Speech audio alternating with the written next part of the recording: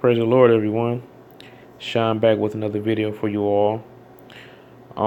This time I wanted to talk about a verse and a concept that people who like to discredit the Bible, an angle they like to use, that being that the Bible condones slavery and abusing slaves, abusing people. And what they would do is they would appeal to these passages of scripture in front of you. We're going to read Exodus chapter 21, verses 20 through 21. And if a man smite his servant or his maid with a rod, and he die under his hand, he shall be surely punished. Notwithstanding, or however, if he continue a day or two, he shall not be punished, for he is his money. So they will look at that and say, well, you know, the Bible seems to say that if you beat someone and you end up killing them, that you're going to be punished for it. Then it's like, okay. But then the next verse talks about if you beat them, but if they, after a day or two, they survive or they're still alive, that the person that did the beating, the master, is not punished. And then it even goes on and says, for he is his money or his property. So they will look at that and they will say, see, you know, you mean to tell me you worship a God that supports slavery and it's okay for you to beat your slaves, and you'll have people that say, well, this is the white man's religion, and see, they use the Bible to justify the inhumane treatment of blacks during that era, during that time period. So as always, it's important to understand context. It's important to understand the meaning behind the information. So a lot of times when we talk about context in terms of the verse and what's going on in that chapter. What could be going on. Sometimes you can get deeper into the context to see what's going on in the overall book, where that verse is found. But then also at the same time, it's important to understand a historical context, and even I would say what traditions were going on and what was the norm for that particular culture, because there are certain things that was customary back then, certain practices that were customary back then that today, we don't do. And, even with the type of language, the type of words that are being used, certain words take on different meanings because back then they understood what the author was talking about. We read that same language today, and there are some words that we would, take differently. So, it's important to have these I would say background information established so that, as you're reading, you can understand and say, okay, well, this is what it actually means, because there are different things in the Bible that on the surface it seems like it's one way when it's really another. So, I just wanted to talk about this, and just to show you that, the Bible does not condone slavery and how people think it does, and it doesn't condone abusing people. So, first we have to understand that, the previous chapter, which is Exodus 20, Moses received the Ten Commandments, the two stone tablets on Mount Sinai. And, if we actually look, let's start at, let's start at, let's start at verse 8. This is part of the Ten Commandments. It says, remember the Sabbath day to keep it holy. 6 days shalt thou labor and do all thy work. But the seventh day is the Sabbath of the Lord thy God, and in it thou shalt not do any work, thou, nor thy son, nor thy daughter. Now check this out. Thy maidservant, nor thy manservant, nor thy maidservant, nor thy cattle, nor thy stranger that is within thy gates. So here we actually see that in these 10 commandments that on the seventh day, that is the Sabbath, considered the Sabbath, a holy day, a day of rest. And everyone, even down to the animals, is to rest. And this includes manservants and maidservants. So, we have to understand that in the Bible, the word slave, you can't have slaves that refers to what we would typically automatically assume, that being people that have been captured, maybe they're prisoners of war, or in some way they've been taken against their will, and they've been forced into forced harsh labor, and they're treated just inhumanely. That slavery does exist. But now the thing is, does the Bible condone it? Does this law that God gave Moses to give to Israel, does that condone it? And the thing we have to understand is, whenever we see slave, in this particular light, that slave is not referring to someone who's been captured and who's being oppressed. Now, during that time, back in those biblical days, what a person could do was, if they had a debt, they could contract themselves out to work off that debt. At that point, that person would be the servant to that person, which would be, their master. So you can almost look at it as an employee and an employer. So, whatever the debt is, if you did not have the means to actually pay it back, then you could just work it off. And there were people who actually were servants, just to say this is their livelihood. This is like what they do. It's not necessarily they're working off a debt. This is just what they do. But I bring this up here because we see it says on the seventh day everyone was to rest, even manservants and maidservants. Now, when we think of oppressed people, they are worked from sun up to sundown every day. So there is really no rest for them. But yet here in the law, we actually see that, on the seventh day, everyone rests. So this is just one example that shows that the law is a way to sanctify or set apart Israel from all other nations, as well as how to keep things fair and in order. So the law being something that condones slavery and condones being able to abuse people, already we can see does not follow with the overall theme of here are these 10 commandments.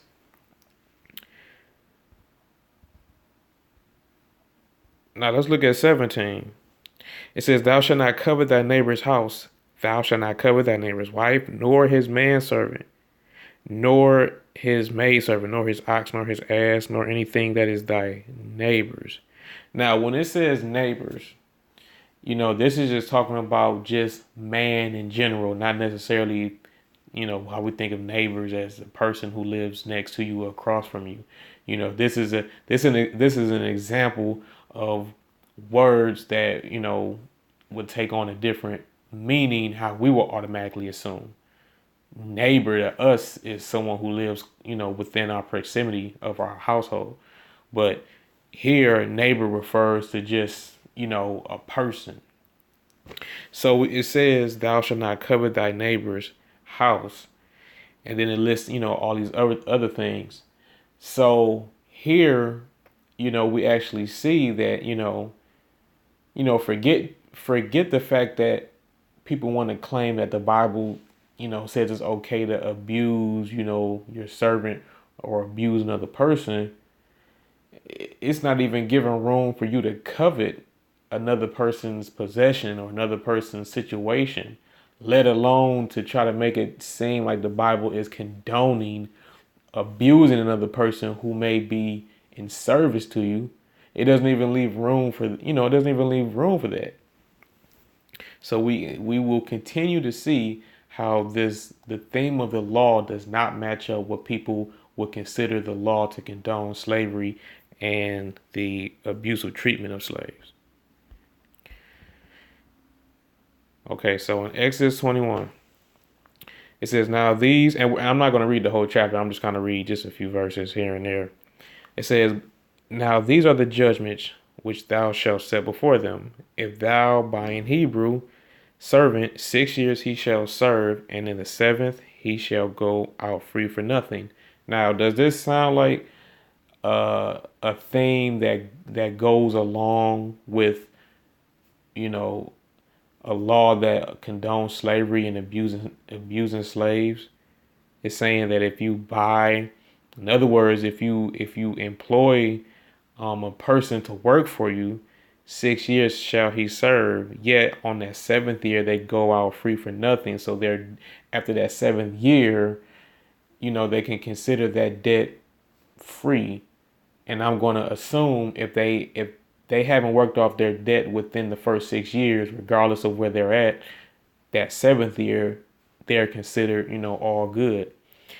So, the type of slavery that we tend to think of, it would be generations of people, people born into slavery. But here we see every seventh year for that person, they were allowed to be free of that debt, and they wouldn't have to work for that person anymore. So this does not follow the theme of what people are trying to make the Bible and the law seem to condone.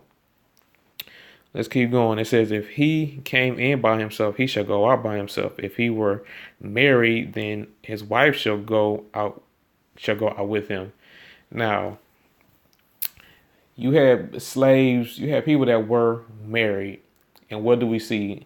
They were being auctioned off, and you would see families split apart, man and wife split apart, their children sold to different families.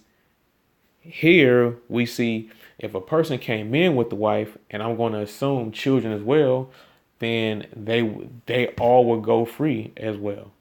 So again, this does not match up with the type of law that they're trying to say condones slavery and condones abusing slaves. Let's keep going. If his master have given him a wife, and she have borne him sons or daughters, the wife and her children shall be her masters, and he shall go out by himself. And if the servant shall plainly say, I love my master, my wife, and my children, I will not go out free, then his master shall bring him unto the judges. He shall also bring him to the door and unto the doorpost, and his master shall bore his ear through with an awl, and he shall serve him forever. Now, someone might actually use this as a tactic to say, oh, well, if the Bible is so moral and upright, and, your God is not a tyrant, why would, God and his law say that basically you have to pick between working for your master or you have to pick between going free, or if you want to stay with your wife and children whom you love, you have to, stay working for your master, for life. How is that right? Now, we have to understand, and this is why I talked about earlier about there are certain cultural customs that exist in different places and at different times. So, during this time, it would seem that this was a customary practice. that if you were a person who went to work off a debt, in the midst of you doing that, and when it says that if his master have given him a wife, I'm going to assume that's referring to some sort of like, to say that's his daughter. You know, maybe it's a maidservant, but I'm just gonna say it's his daughter. You know, for now. So let's just assume it's his daughter. So you know, if he have given him his daughter, then the tradition or the custom is that, well, you know, either if you want to be with her, then since you're adopted into the family, you know, because at that point you're the master's, that's your father-in-law at that point, then you know you're basically going to continue to work for him. You know, you're going to be in service to him. You know, and that's the practice. Now, you know, does this necessarily mean that you know you have to stay living in that house, to say, you know, you and the wife and the children are not free to have your own home? This verse, it doesn't say either or. It doesn't say either or. What it says is that, you know, that that person is going to um serve him forever. So, you know, that person is basically going to be in service to his master, or at that point his father-in-law. But you know, nowhere does it necessarily imply to say, but we have to stay here. You know, it seems like the custom is, you know, you're just going to, you know, work with your father-in-law at that point. You came in and worked for a debt. You end up marrying, I'm just going to assume that's, you know, his daughter. And, you know, if that's what you want to do, then, you know, you have to work, you know, with me at this point. So there is a somewhat similar account that I want to just talk about. And it happened with Jacob. I'm going to read it. Genesis 29:16 through 28. It says, and Laban had two daughters, and the name of the elder was Leah, and the name of the younger was Rachel. Leah was tender-eyed, but Rachel was beautiful and well-favored. And Jacob loved Rachel, and said, I will serve thee 7 years for Rachel, thy younger daughter. And Laban said, it is better that I give her to thee, than that I should give her to another man. Abide with me. And Jacob served 7 years for Rachel, and they seemed unto him but a few days for the love he had to her. And Jacob said unto Laban, give me my wife, for my days are fulfilled, that I may go in unto her. And Laban gathered together all the men of the place, and made a feast. And it came to pass in the evening that he took Leah his daughter, and brought her to him, and he went in unto her. And Laban gave unto his daughter Leah Zilpah his maid for an handmaid. And it came to pass that in the morning, behold, it was Leah. And he said to Laban, what is this thou hast done unto me? Did I not serve with thee for Rachel? Wherefore then how hast thou beguiled me? And Laban said, it must not be so done in our country, to give the younger before the firstborn. Fulfill her week, and we will give thee this also for the service which thou shalt serve with me yet 7 other years. And Jacob did so and fulfilled her week, and he gave him Rachel, his daughter, to wife also.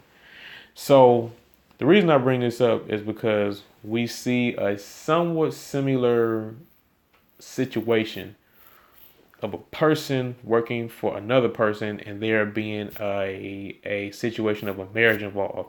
Now the circumstances are a little different because Jacob did not go in there to work off a debt. His whole purpose was to gain the hand in marriage of Rachel. But as you see, there was a custom that even Jacob was not aware of until after the fact. He went in to get to marry Rachel. The father was more than willing, but he had to work 7 years. Once that was up, he gave him his older daughter first. And Jacob is wondering what happened. And he just tells him, he says, it's not so that in our country, the younger be married before the older. So Jacob at that point had to work another 7 years so he could marry the one who he really wanted to marry, which was a total of 14 years. But that just shows you how there are certain acts or practices in cultures and in countries that are different than what we may be accustomed to. So this is just to show, if someone says, well, why does the Bible say you have to choose between going free or staying with the women and children you love? How was that fair? You know, certain things were just tradition, just custom, among a nation of people. That's just kind of how it is. Okay, so we're actually going to let's go down to 12. It says, "He that smiteth a man so that he die shall be surely put to death." So if someone strikes someone, they end up killing them. It says they're going to be put to death. It says, "And if a man lie not in wait, but God deliver him into his hands, then will I appoint thee a place whither he shall flee. But if a man come presumptuously upon his neighbor to slay him with guile, thou shalt take him from mine altar that he may die." So essentially what's going on is if a man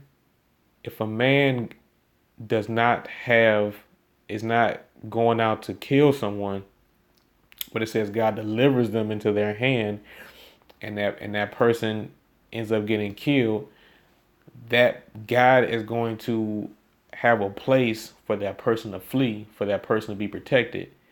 But then it says if that person goes out to commit a premeditated murder, then that person is going to be put to death.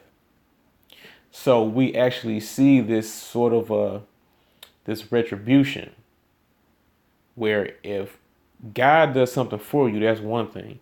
But if you, under your own volition, say, "Well, I'm just going to go out and take someone's life," then that person's life is going to end up being taken.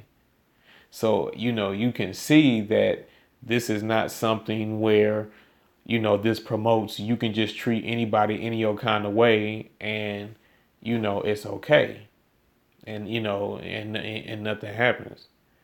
We can see this theme, and there are different things that are considered capital crimes in God's law, murder being one of them. I believe adultery being one of them. So there are different things that are capital crimes.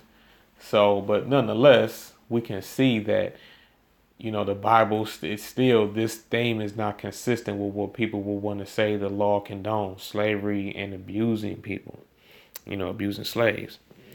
Okay, so let's keep going. 15. "He that smiteth his father or his mother shall be surely put to death." Okay, now check this out. 16. "And he that stealeth a man and selleth him, or if he be found in his hand, he shall surely be put to death." Now, wait a minute. People are saying that the Bible condones slavery, and it condones treating them however you want to. But now, wait a minute. In verse 16, it says, "And he that stealeth a man," that's, you're kidnapping a person. You're taking them against their will. Just like the type of, slave, the type of definition or qualifications we'll put when we hear the word slave, we automatically think of people being dragged off from their homeland, taken to another, forced to do hard labor, and treated just like, inhumanely. That's what we think of. And they automatically want to say that, well, because of a couple verses that look like it's insinuating, we're just going to go with that. But in this verse, it says you're going to be put to death if you're caught stealing and selling someone, or if they're just caught on you, you're going to be put to death. So forget treating someone bad. If you even take someone against their will, it says you're going to be put to death. So again, this does not follow the notion that God, I'm going to keep saying this, that God and his law ever condone slavery in the type of way we think of slavery. Okay, slave is just another way of saying servant, someone who is in servitude to someone.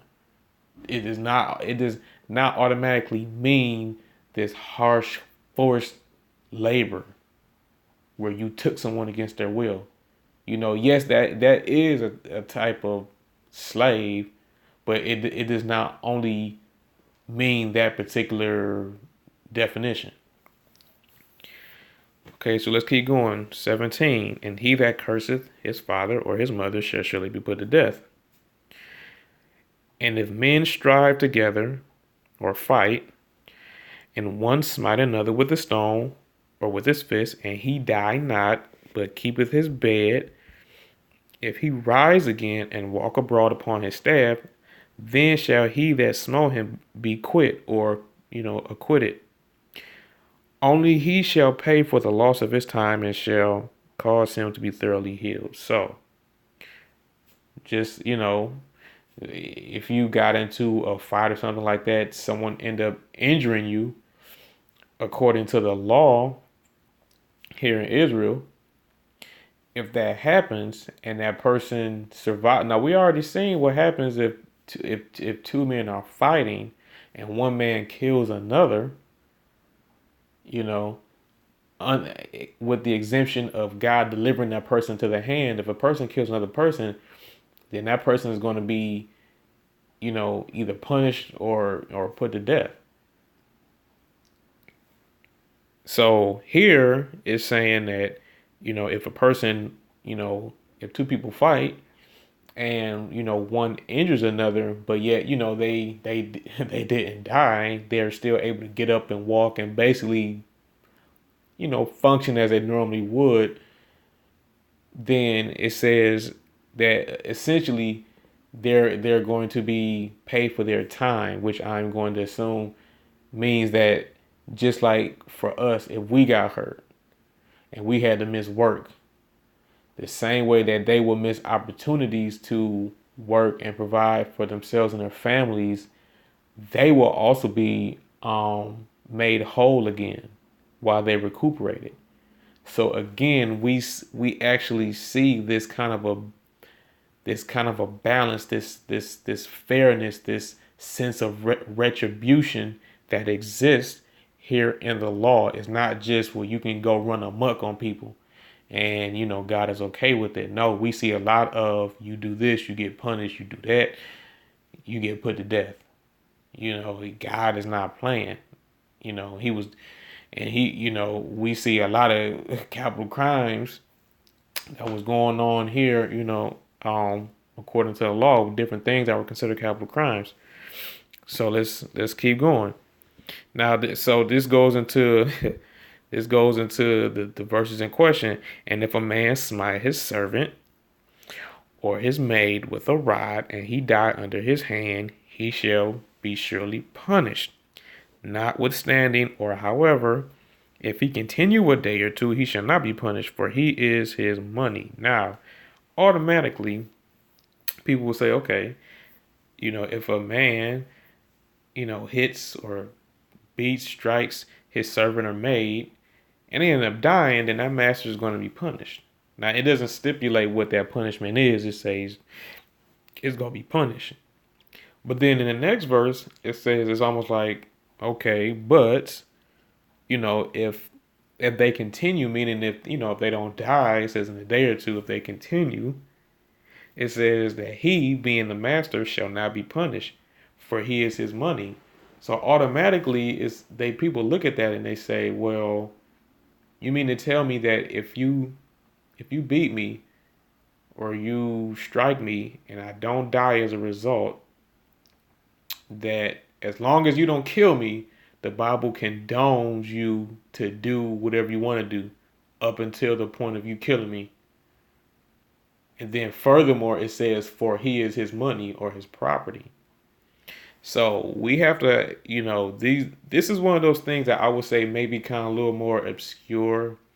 And, we have to, make sure we really keep in mind the nature of the law and what the verse is actually saying and what the verse is not saying. So here, you know, if a person is struck and it says, but they don't die as a result, it says that he should not be punished, for he is his money. So remember what we've been talking about. Money or property is the same thing in what 20 is saying. Someone who's a servant, or for a female, a maid. Someone who is working for another person. Okay, so in that regard, they are their money or their property. This is not to insinuate an oppressive situation here. This is to say, you know, this person works for me. So in that regard, this person is my money, this person is my property. That is what that is about. Now, when it comes to if they continue a day or two, he shall not be punished. It would seem as so as, well, if they're not punished, then I guess they're saying that, hey, it's cool to do if you're not punished. But look at the verse. Does the verse actually say for you to do that? For you that it's okay to do it? It just says, you're not going to be punished for it. But it never gives a direct instruction to say you are to strike your servants. In the same way, we see some of these other verses where if a person gets into it and they don't die, they're not put to death. So when we see this verse, nowhere in the verse does it actually say, okay, you are to do this. It just says you're not going to be punished. Now, I want to show a couple of verses. Proverbs 13:24. He that spareth his rod hateth his son, but he that loveth him chasteneth him betimes. Deuteronomy 8:5. Thou shalt also consider in thine heart that as a man chasteneth his son, so the Lord thy God chasteneth thee. So these are just a couple verses that I want to show to illustrate a direct I would say commendation, to say if, that's a preposition that represents condition. If you love your son, you will what? Chasten him. In other words, reprimand him. And then we read about, sparing the rod. Sparing the rod and spoiling the child. So what is that? If there are not times where you physically reprimand your child, if the need calls for it, you're doing what to him? You're spoiling him. So there are direct commendations that the law gives or gave to Israel that said this is what you are supposed to do with your children. But here in 21, we never see any sort of direct order, any sort of commendation that says, if you, thou shalt smite thy servant. We don't see any thou shalt smite thy servant type verses. And we see no implications of commendations for doing so. To say, if you want to, unless you want to keep your servant in line, thou shalt smite, or something like that. Something that gives way to the fact that that the law is directing you to go ahead and do that. The same way how we just saw how the law is directing parents to physically discipline their children if it calls for it. Here we don't see that at all. People are just keying in on the fact that it says they're not punished for his property. Now, like I said, there are certain things that we have to keep in mind. We have cultural things that we have to keep in mind. And then, we have to understand that, God is sovereign. God is sovereign. So there are things about the Bible that we just to say, wow, like, okay, well, you may not necessarily agree with it, or it may be hard for you to accept it, but it is what it is, and it says what it says. Not everything in the law you will necessarily agree with. Just the same way, if someone was found in the act of committing adultery, then those people are put to death. You would say, wow, like, they're going to be put to death? Well, at the time, that's what the law called for. You may not necessarily to say agree with it, but that's what it says, and God is sovereign. So it is what it is. So, I'm bringing this point up just to show that, the Bible nowhere condones slavery in the type of way that people think it condones slavery, because it doesn't. And here in the verse, as we've just seen, in no way, shape, or form does the Bible or the law gives any sort of recommendation that you should be smiting your servant, or during that time that they should be smiting their servant. There was no recommendation for that. It just gave the result of if you did do it and they didn't die, you wouldn't be punished. That's all it said. It never said that you should be smiting them or anything like that. It never says that. Not at all. And from the different verses that we've read, we've already shown how, you're not even supposed to steal someone, let alone beating them. You're not even supposed to, take anyone against their will.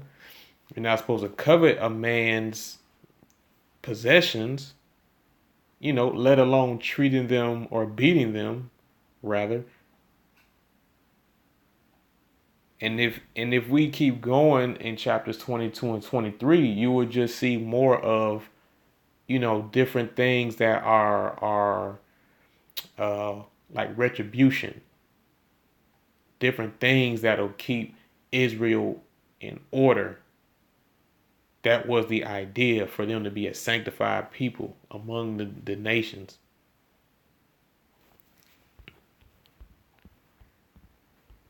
If we look here in Exodus 22 and 1, it says, if a man steal an ox or a sheep and kill it or sell it, he shall restore 5 oxen for an ox and 4 sheep for a sheep. Exodus 23, 1 and 2, thou shalt not raise a false report. Put not thine hand with the wicked to be an unrighteous witness. Thou shalt not follow a multitude to do evil. Neither shalt thou speak in a cause to decline after many to wrest judgment. Now, these verses that we're reading, they are prohibiting people from, doing damage. Or if they do damage, then they are to, repay that person, make that person whole again. And not only that, you can actually see how people are made whole again and then given even more on top of that for like their pain and suffering. So again, this law does not follow the theme of you being able to have a slave in terms of, being an oppressor, and then you just being able to beat them, as long as you don't kill them. That's not what that is about. And I've said that many times, but, that is one of the things that, people try to use to discredit the Bible and say, oh, the Bible, you you read the Bible. Well, don't you know the Bible condones slavery? You can beat your slaves as long as you don't kill them. The Bible says you can just beat them. No, no. That's why we have to get these things in context. The Bible absolutely does not condone slavery in that type of manner, nor treating anybody inhumanely. It's just the opposite. You can't even covet a person's possessions, let alone just beat them.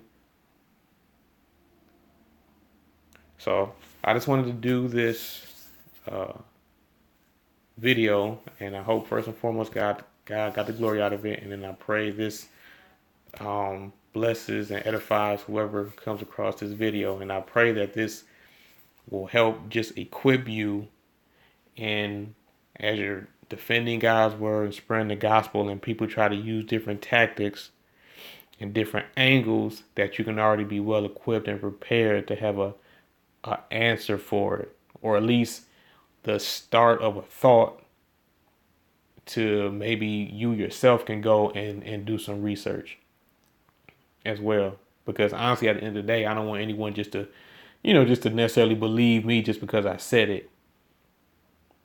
I want people to, obviously, I believe, I want to spread the truth, and I believe what I'm speaking is truth, but I could be wrong just like anybody else. So it's always important for you to go behind me and to get it for yourself. Read the word for yourself, do your own research.